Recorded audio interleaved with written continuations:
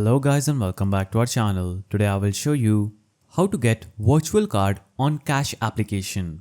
So in order to do this, first of all open the Cash app. Then you will see this interface where you're going to click on the second button at the bottom left of the screen. So click on this icon, that is a card icon, and it is going to take you to this page. Here you're going to see an option saying get your free card. So you can meet the Cash App card, you can customize it, there's no hidden fee, instant discounts, Visa debit card and all these features. So you can see all these features on this page and simply click on get your free card. Now it is going to take you to another page where you can choose your style for your card. So you have classic styles and metal styles. You can choose any one of these styles that you want for your card and simply click on that card.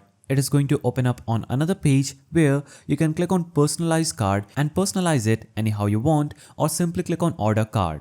When you click on order card, it is going to take you to this page where you'll have to simply add your address where Cash App should send your card. So simply enter your residential address on this page and click on next, and Cash App will send you that card on your home.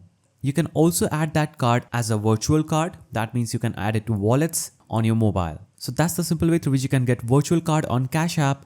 If you found this guide helpful, please don't forget to give it a thumbs up, and thanks for watching.